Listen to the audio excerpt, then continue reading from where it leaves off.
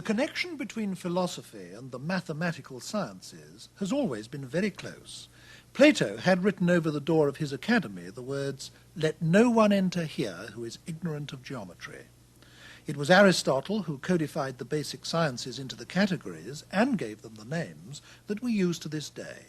Some of the greatest philosophers have been themselves great mathematicians who invented new branches of mathematics.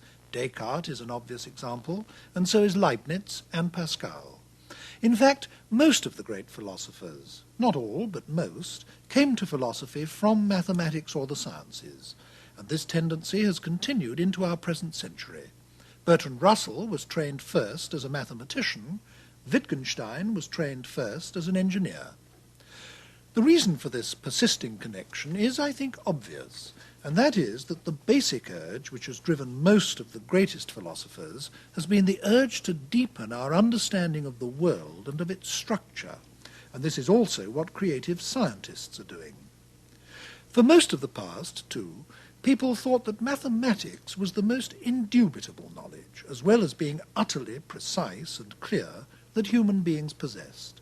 So there have always been plenty of philosophers examining mathematics to try and find out what was so special about it, and whether this was something that could be applied to the acquisition of other sorts of knowledge.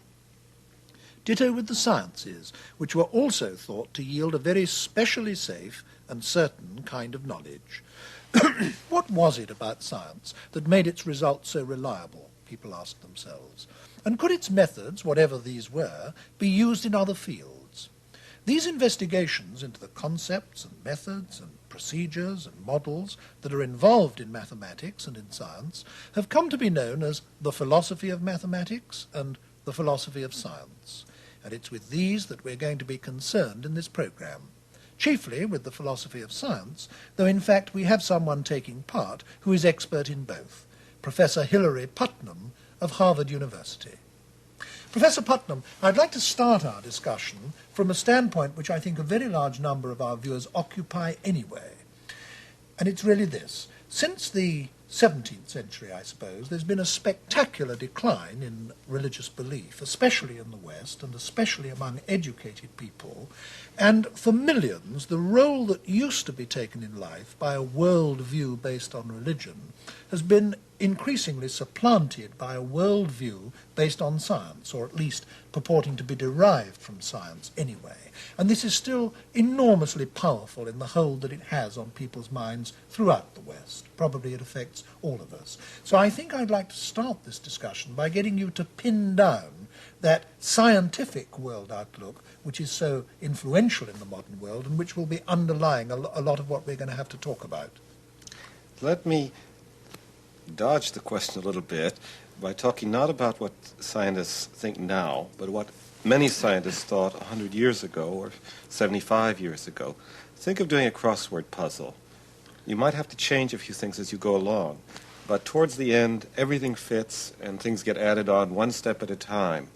That's the way the progress of science looked for 300 years. In 1900, a famous mathematician, David Hilbert, gave a list of 50 mathematical problems to a World Congress of Mathematicians, which are still very famous. And it's very interesting that he included one problem which we would not call a mathematical problem very early in the list. I think it's problem 3, which was to put the foundations of physics on a satisfactory basis. Just a small task. And that was for mathematicians. That was for not mathematicians, for physicists. Not for physicists. Yes, Right. Yes. The idea is... Just to tidy it up. That's right. Yes. The idea is Newton, Maxwell, Dalton, and so on had all put in all the parts of the story, and now it was just for mathematicians to basically clean up the logic, as it were. I think in a conversation we had a couple of days ago, you described this as a treasure chest view, and I like that picture. Because here's this big chest that we're just filling up. It's an accumulation, and you don't have to subtract, you don't have to take out. Occasionally you make a little mistake, but basically the idea is, or to shift the metaphor, like building a pyramid. You put down the ground floor, then the next floor, then the next floor, and it just goes up. That's part of it, this view of knowledge as growing by accumulation. The other part of it is the idea that the special success of the sciences, and obviously what we're impressed by is success. This culture values success, and science is a successful institution. But there's the idea that science owes its success to using a special method. And that comes partly from the history of science, from the fact that Newton, for example, lived after Bacon and was influenced by Bacon, and the idea that empirical science has grown up together with something called inductive logic. And this idea that there's a method, the inductive method, and that the sciences can be characterized by the fact that they use this method and use it explicitly and consciously, as it were. Not unconsciously, as maybe someone who's learning cooking might be using it, but pretty deliberately and explicitly. So I think that these two things, the idea of knowledge is growing by accumulation and growing by the use of a special method, the inductive method, are the key elements of the old view. Yes, and if I were going to put the same thing, I suppose slightly differently, I think I'd say this, that for 200 or 300 years, educated Western man thought of the universe and everything in it as consisting of matter in motion. And that was all there was, whether from the outermost galaxies of the stars into ourselves and our bodies and the cells of which we're made up and so on. And that science was finding out more and more about this matter and its structure and its motion by a method which you just characterized as scientific method. And the idea was that if we went on long enough, we'd simply, as you said with your crossword puzzle metaphor, we'd find out everything there was to find out. We could eventually, by scientific methods, completely explain and understand the world. Now, that has been abandoned by scientists, hasn't it? Though, in fact, this hasn't got through yet to the non-scientists. There are still large numbers of non-scientists who go on thinking that that's how scientists think. But, of course, they no longer do they? I mean, this has started to break down. I think it started to break down. I think it started to break down with Einstein. Yes. If I can drag in a bit of history philosophy, screaming by the hair, Kant did something in philosophy, which I think has begun to happen now in science.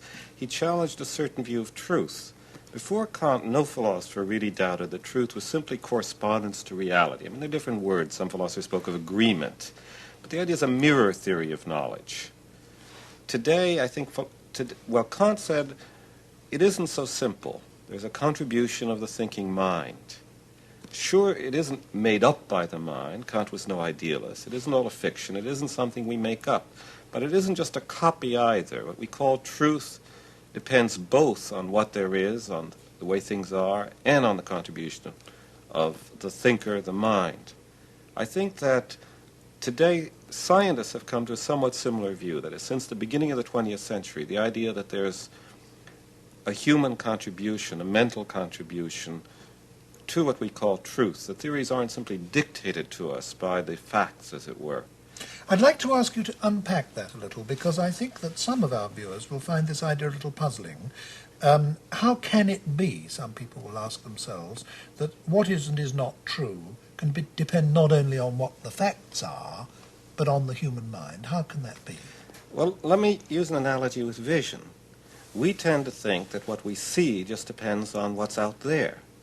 But the more one studies vision, either as a scientist or as a painter, one discovers that what's called vision involves an enormous amount of interpretation. The color we see as red is not the same color in terms of wavelengths at different times of the day. So that even in what we think of as our simplest transaction with the world, just looking at it, we are interpreting, In other words, we bring a whole number of things to the world that we're not directly conscious of, usually, unless we turn inwards and start examining them. That's right. I think the world must have looked different in the Middle Ages to someone who looked up and thought of the stars as up and us at the bottom, for example. Today, when we look out into space, I think we have a different experience than somebody with the medieval worldview. And what you're saying is that the very categories in which we see the world and interpret our experience and the ideas within which we organize our observations and the facts around us and so on are provided by us, so that the world as conceived by science is partly contributed by external facts, but also partly contributed by categories and ways of seeing things which come from the human observer. That's right. And an example of that in science, I'll oversimplify, but it's not basically falsified, is this wave-particle business. It's not that there's something, an electron, which is half a wave and half a particle. That would be meaningless. But that there are many experiments which can be described two ways. You can either think of the electron as a wave, or you can think of it as a particle, and both descriptions are in some crazy way true and adequate. There are alternative ways of describing the same facts, and both descriptions are accurate. That's right. Philosophers have started talking of equivalent descriptions. There's a term used in philosophy of science. But now, for a couple of hundred years after Newton, educated Western man thought that what Newton had produced was objective fact, that he had discovered laws which governed the workings of the world and the workings of the universe, and this was just objectively true independently of us, that Newton and other scientists had read these facts off of nature by observing it and looking at it and so on. And these statements which made up science were simply true. Now, there came, didn't there, a period in the development of science, beginning in the late 19th century, when people began to realize that these statements were not entirely true, that this wasn't just a body of objective fact which had been read off from the world. In other words, that science was corrigible, scientific theories could be wrong. And that raises some very profound questions. I mean, if science isn't just an objectively true description of the way things are, what is it? And if we don't get it from observing the world, where do we get it from? Well, I don't want to say we don't get it from observing the world at all. Obviously, part of this Kantian image is that there is a contribution which is not us, there's something out there, but that also there's a contribution from us. And even Kant, by the way, thought that Newtonian science was indubitable. In fact, he thought we contributed its indubitability. The step beyond Kant is the idea that not only is reality partly mind-dependent, but that there are alternatives, and that the concepts we impose on the world may not be the right ones, and we may have to change them, that there's an interaction between what we contribute and what we find out. Now, what was it that made people begin to realize that this basic conception of science as objective truth was wrong, that science was corrigible, that science was fallible? I think it's that the older science turned out to be wrong where no one expected it to be wrong, not in detail, but in the big picture. It's not that we find out that, say, the sun isn't 93 million miles from the Earth, but only 20 million miles from the Earth. That's not going to happen. I mean, sometimes it makes blunders, even about things like that, but that's like making a blunder about whether there's a chair in the room. Wholesale skepticism about whether numerical values are right in science would be as unjustified as wholesale skepticism about anything. But where the newer theories don't agree with Newton is not over the approximate truth of the mathematical expressions in Newton's theory. Those are still perfectly good for calculation. It's over the big picture. We've replaced the picture of an absolute space and an absolute time by the picture of a four-dimensional space-time. We've replaced the picture of a Euclidean world by a picture of a world which obeys a geometry Euclid never dreamed of.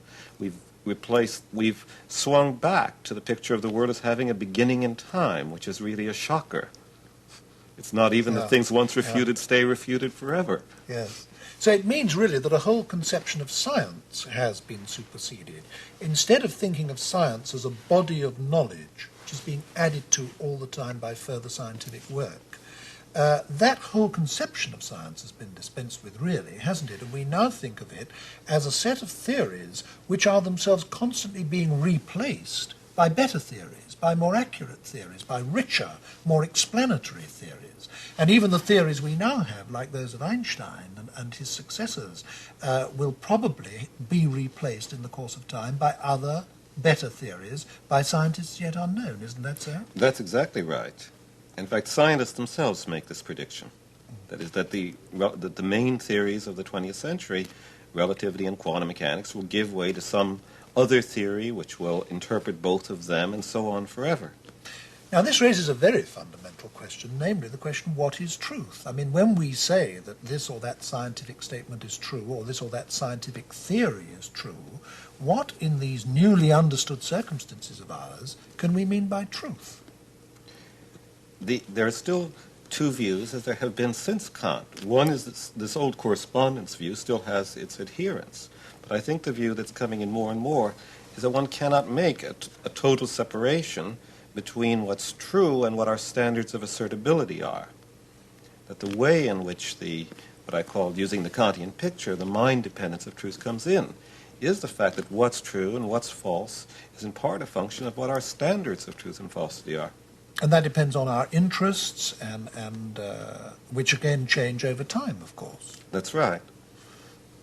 I'd like you to say a little more about this question of truth, because this again, I think, is puzzling to the layman. I think that people who are not trained in science or philosophy are apt to think that there are a certain set of facts, and a true statement is a statement that accurately describes those facts. I'd like you to talk a little about some of the difficulties that are actually involved in this. I think the biggest difficulty in science itself comes from the fact that even within one scientific theory, you often find different accounts can be given of so-called facts. This came in with the special theory of relativity, when it turned out that facts about simultaneity, whether two things happened at the same time, could be described differently by different observers. One could say Boy Scout A fired his starter's pistol before Boy Scout B. The other could say no, Boy Scout B fired his starter's pistol before Boy Scout A.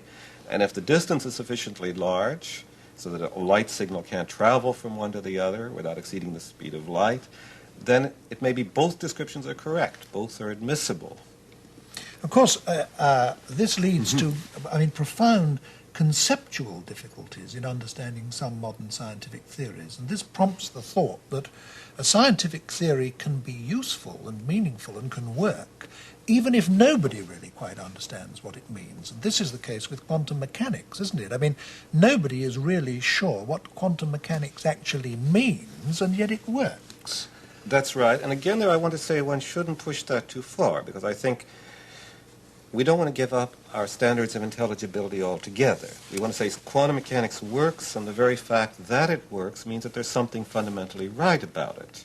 And with respect to its intelligibility, we're willing to say in part that may be that we have the wrong standards of intelligibility, that we have to change our intuitions. But in part, there are real paradoxes in the theory, and I think that more work has to be done to really get a satisfactory resolution of these paradoxes. Things are very ticklish now. Yes. I think somebody hearing our discussion, and to whom perhaps some of these ideas are new, might find himself thinking, well, if all this is so, how is it that science works?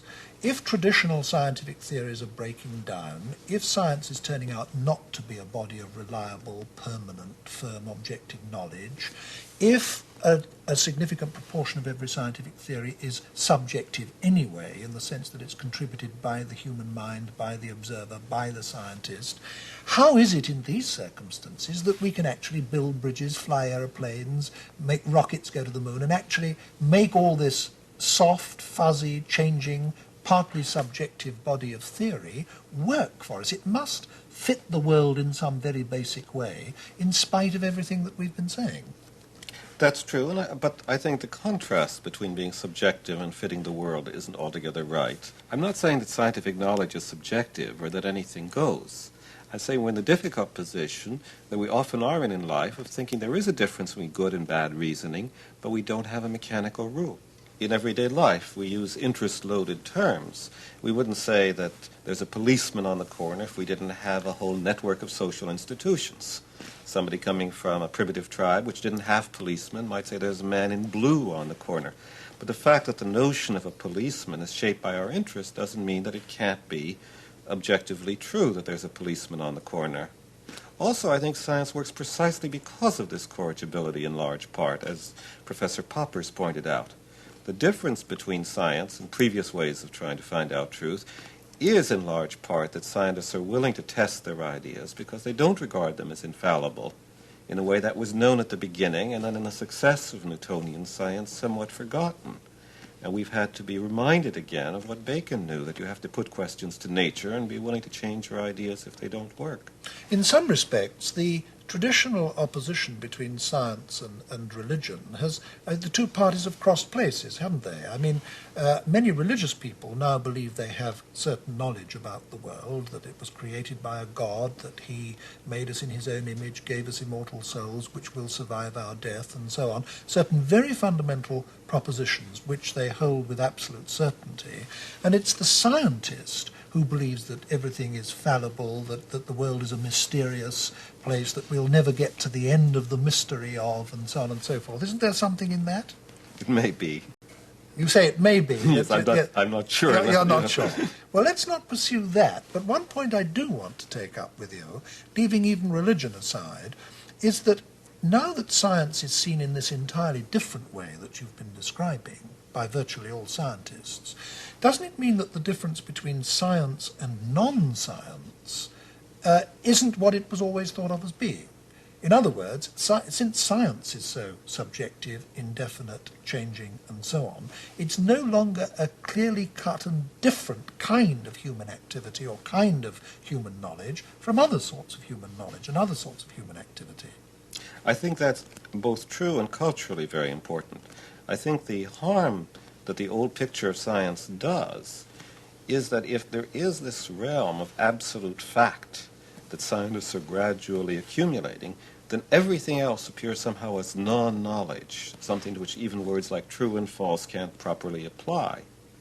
I think that the so-called fact-value dichotomy is a very good example of this. It's hard to have a discussion on politics, for example, without someone very quickly saying, at least in my country, is that a fact or a value judgment? As though it can't be a fact that Hitler was a bad man, for example, or a fact that Farrah Fawcett Majors is a beautiful woman. And do you think that it is a fact that Hitler was a bad man? Oh, yes, I do. I do too, yes.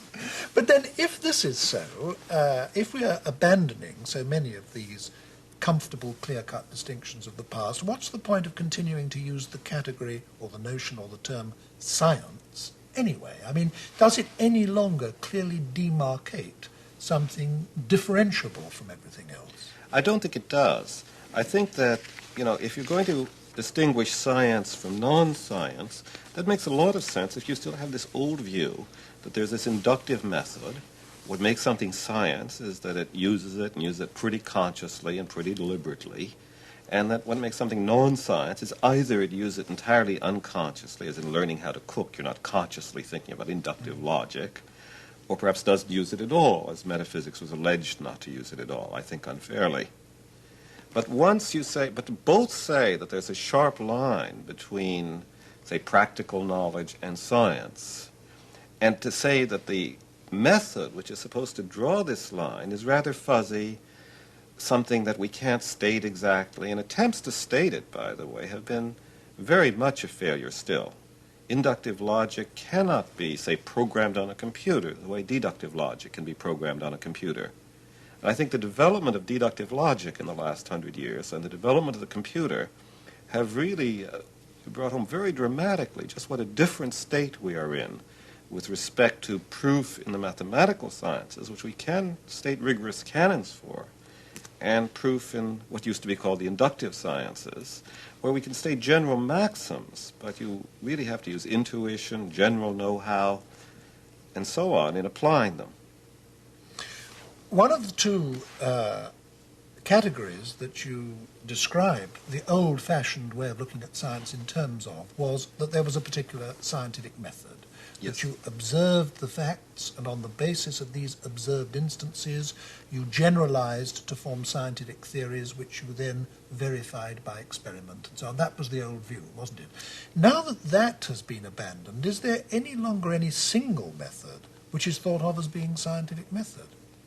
I don't think there should be. People talk of scientific method as a sort of fiction, but I think that even in physics, where you do get experiments and tests which pretty much fit the textbooks, there's a great deal that doesn't and a great deal that shouldn't. And I think, in fact, in the culture, I don't really believe there's an agreement on what's a science and what isn't. Any university will tell you in its catalog that there are things called social sciences, not sociology as a science, or that economics is a science. I bet if you ask anyone in the physics department whether sociology is a science, he'll say no. And why will he say no? That's interesting. I think the real reason is not that the sociologists don't use the inductive method. They probably use it more conscientiously, poor things, than the physicists do. I think it's because they're not as successful. So in other words, science has become almost a name for successful pursuit of knowledge. That's right. Yeah, yeah. Well, now, I think you've given a very, very good description of the way in which this age-old view of what science was has broken down in our century and been replaced by something much more fluid and perhaps much more difficult to get hold of, but you have, I think, described it very clearly. Can we now come, against this background, to what philosophers of science are actually doing? You are a philosopher of science. What do you and your colleagues do? Well, part of what we do, which I won't try to describe on this broadcast, is fairly technical investigation of specific scientific theories. We look at quantum mechanics very closely. We look at both to learn what lessons we can from it for philosophy and to see what contributions we can make as philosophers to clarifying its foundations. We look at relativity theory very closely. We look at Darwinian evolution very closely and so on. This is the part of philosophy of science that provides the data for the rest. But much philosophy of science shades over into general philosophy, and I think the best way to describe it is in terms of what we've been talking about. That is, each of the issues we've been talking about divides philosophers of science. There are philosophers of science who have a correspondence view of truth and try to show this can be made precise, that the objections can be overcome, you can still view science somehow in the old way, and there are others who try to sketch what another view of truth would come to. There are philosophers who still think there is an inductive method that can be rigorously stated and who work on inductive logic. And by the way, I think it's important that there should be, because we won't make progress to trying to state the inductive method if there aren't, and that there are others who view the development of science more culturally, more historically, and there are people like myself who have a sort of in-between position. I think there's something to the notion of a scientific method, there are clear examples, but that it's more or less a continuum, that you mustn't think of it as a kind of mechanical rule, an algorithm that you can apply to get scientific knowledge. So that I'd say each of these issues, the nature of truth, the nature of the scientific method, whether there's any necessary truth in science, anything conceptual contribution which is permanent and can't be subject to revision is a big question. And who are you, plural, doing all this work for? I ask that. I don't ask that in an irreverent way, but what I have in mind is this. I've myself taken part in attempts to bring scientists and philosophers together for discussions of precisely the issues that you've raised. And these attempts have usually failed, and failed for the same reason, namely that the scientists lose interest. They go back to their laboratories and get on with doing more science, and the great bulk of working scientists, it seems to me, don't in fact take very much of an interest in the issues that you've been talking about. I think it's conspicuous that the greatest of all scientists are exceptions. I mean, the really blockbusting, the path-breaking scientists who've actually made the revolution in this century that you've been talking about, people like Einstein, Max Planck, Niels Bohr, Max Born, Schrödinger, de Broglie, these people were enormously interested in the conceptual questions that you raised. But these were the pioneering geniuses, and the great mass of thousands of scientists who follow on behind them and put their work to its practical application. They don't seem to care. So who is listening to you? Who is reading the stuff that you publish? Well, I'd say, first of all, I think we are basically writing for the philosophically interested layman, for the reader of philosophy. I don't view philosophy of science as giving direct advice to scientists, just as I think moral philosophers are ill-advised to think that they're giving at least immediately current contemporary advice on how to live your life or what bills to pass in Parliament. On the other hand, I do think that scientists tend to know the philosophy of science of 50 years ago. And perhaps this is the bad thing, that is, perhaps this time lag, this culture lag, has some value in weeding out what they shouldn't pay attention to. I mean, it's annoying to a philosopher to encounter a scientist who's both sure that he needn't listen to any philosophy of science, and then who produces verbatim ideas which you can recognize as coming from what was popular in 1928. And is there a direct parallel here between what you're saying about scientists and Keynes, the economist, Keynes's famous remark that nearly all businessmen who thought that they were indifferent to airy-fairy economic theory were in fact the slaves of the economic theorists of yesterday, of a previous generation? That's exactly true. I suppose another parallel one could make would be to say that the account that ordinary language users give of language and their use of language would be extremely unsophisticated, simply because they take it for granted and have never thought about it. That too would probably apply to the account that most scientists would give of what they were doing when they were doing their science. That's right. That is, it's a mistake to think that merely because one practices an activity, one can give a theory of it. One criticism that's often been made about philosophers of science is that although they talk of science in this general way, what they're nearly always referring to, in fact, is one science, namely physics. Now, it's true, isn't it, that the science in which the most exciting developments have probably taken place in the last 20 years, anyway, has been not physics, but biology. Our philosophers of science genuinely open to the criticism of being too physics-based in their view of science and having ignored biology too much. I think I would defend us against that on the grounds that I don't, although the theories in biology are of great scientific importance, Darwin's theory of evolution, Crick-Watson on DNA and so on, they don't by and large pose big methodological problems of a kind that don't arise in physical science. I mean, I'm not sure whether you're going to agree with that. Well, I mean, you mentioned the word evolution just now, and it seems to me that here is a concept which originated in one of the sciences, namely biology, and which over a comparatively short period of time has spread throughout the whole of our culture, so that the way almost everybody thinks is influenced by the notion of evolution, not only about the origins of man, but about institutions or the arts or all kinds of other things. I mean, evolution has become a dimension of Western man's thinking about almost anything. Is that not so? That's right. And perhaps there has not been enough attention to this theory, though what strikes me as interesting is that the possibility of explanations of what we think of as the biological kind, explanations in terms of function rather than in terms of the building, physics and chemistry, what you're made of, have come under more attention recently as a result of computer science. Now this does raise something I'm particularly interested in when you talk of computer science, and that is the interaction between our technology, in the case of computers, and philosophy. Not just science and philosophy, but technology and philosophy. I mean, computers were originally constructed on the basis of a self-conscious analogy with the human mind, weren't they? But as they became more and more sophisticated, we began to learn things from them about the human mind. So our construction of computers and what they then tell us about ourselves seems to actually proceed by interactive growth. Isn't that so?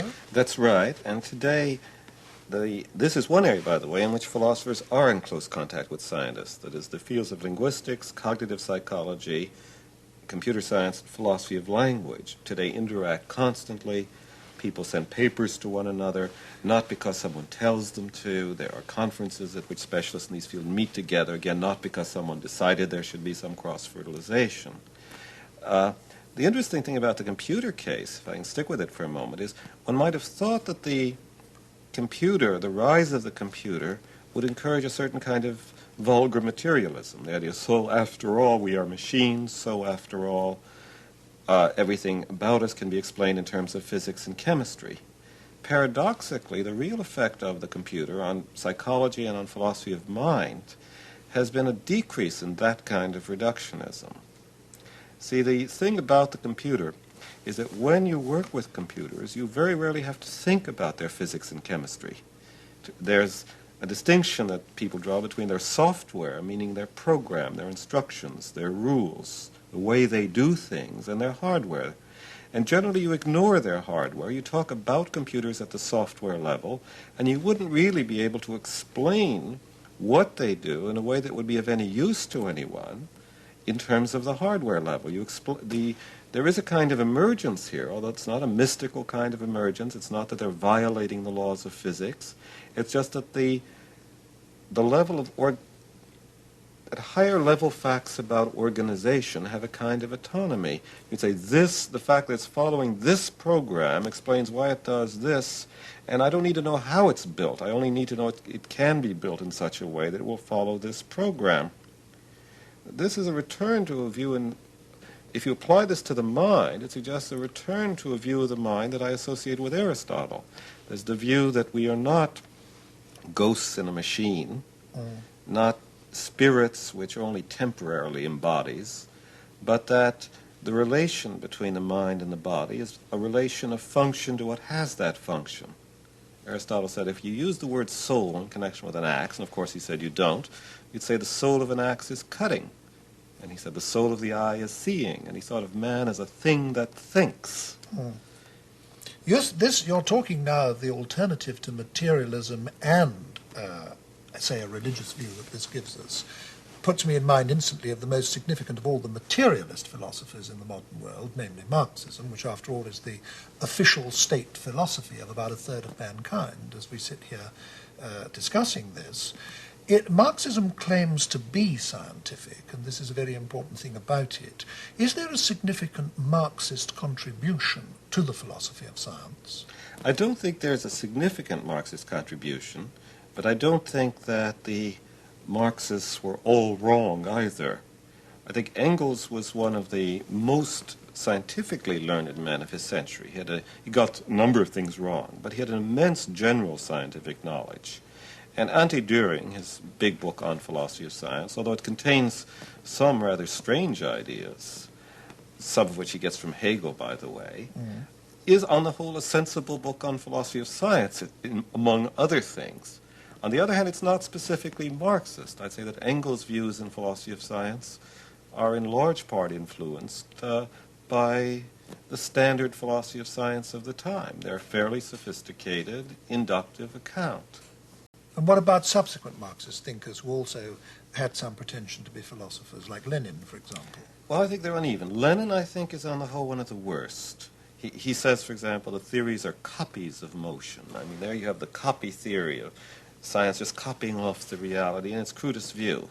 Mao is more sophisticated, but Mao is very influenced by John Dewey, who was widely read in China in the 1920s. Do you think it's actually made a contribution to the subject as it is today, or not really? I think that it anticipated, it perhaps might have made a contribution if people had been less ideologically divided, because I think non-Marxists could have learned. The Marxists were among the first people to try to somehow combine a realist view with a stress on practice, with a stress on corrigibility. And they were very hostile to the notion of a priori truth. And today many mainline philosophers of science are very hostile to a priori truth. As it is, they play somewhat the role in philosophy of science, I think, that Keynes said they play in economics. He described Marx as one of his sort of underground predecessors. Yes. When I was introducing this program, I mentioned not only the philosophy of science, but also the philosophy of mathematics. And before we close, I would like us to say something about that anyway.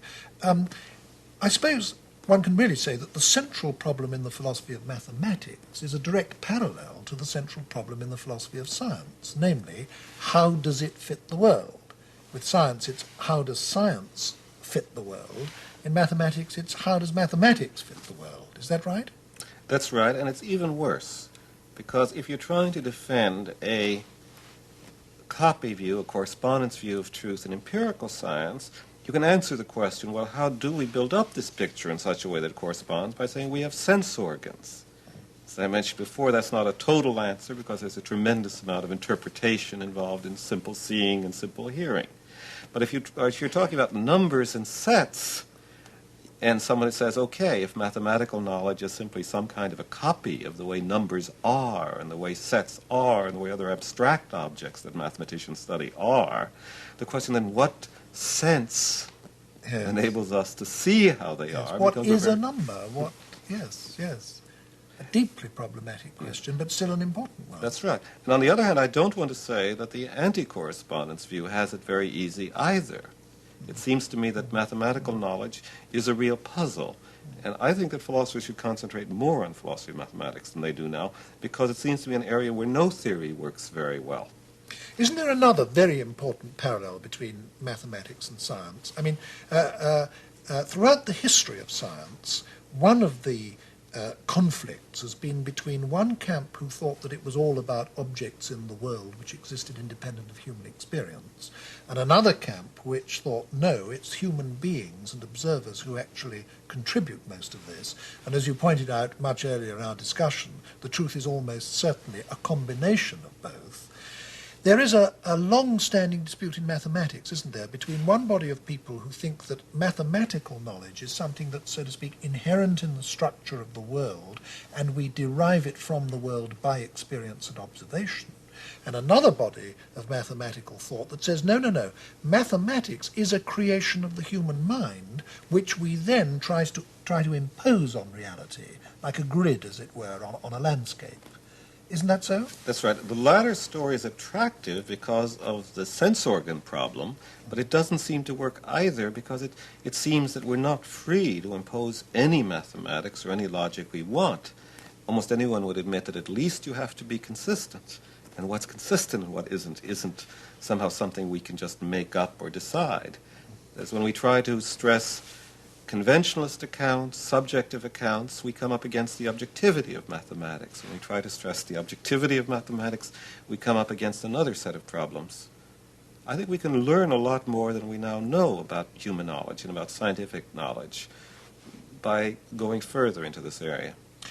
Talking of where we're going from where we are, so to speak, I think the most interesting way in which you could end this discussion, Professor Putnam, would be by talking about what you regard as the most interesting problem areas of the moment, and therefore, I take it, the most likely growth areas for the immediate future in both of the subjects we've been discussing, philosophy of science and philosophy of mathematics. Okay, I think that if I'm allowed to confine my prediction to the immediate future, because we know that long-run predictions are always false, but in the immediate future, I would expect philosophy of mathematics to be a growth area and philosophy of logic. I would expect philosophy of physics, I think, to decline somewhat from its central place in philosophy of science, although I think part of it touches philosophy of logic. The astounding suggestion has actually come forward in connection with quantum mechanics that we may have to change our logic, our view of what the true logical laws are, in order to really understand how the world can be quantum mechanical. And I think this side of philosophy of quantum mechanics that touches philosophy of logic will be a hot discussion area. But more generally, I think areas which we almost don't think of as philosophy of science that become philosophy of language and philosophy of mind, like these questions about computer models of the mind, computer models of language, and these more general questions about theories of truth, the nature of truth, the nature of verification, how science can be objective even though there's not a rigorous scientific method. I think these questions will continue to be the staples of the field. One thing that worries me about this whole area is its relationship to the educated layman, I mean, which in a sense is the person our discussion has been for. After all, it's now over 70 years since the 25-year-old Einstein published the theory of relativity, and I'm sure you'll agree with me that it's true to say now that the great majority of educated people with higher educations, university degrees and so on, still have scarcely any idea of what this is all about, and it's done very little to actually influence their view of the world. Isn't there a danger that now science and mathematics are simply racing ahead, and the whole new range and world of insight that is giving us into the universe in which we live simply isn't filtering through to the non-specialist, or not filtering through anything like fast enough? That is a danger, but it's one that something can be done about. There's now, for example, a text of special relativity called Space-Time Physics, which is designed for the first month of the first freshman college physics course. And the authors say at the beginning that they look forward to the time when it will be taught in high schools. And do you think that time will in fact come, and quite soon? I'm sure of it. Yes, well, I think you're right, and indeed I hope you are. Thank you very much, Professor Putnam. Thank you.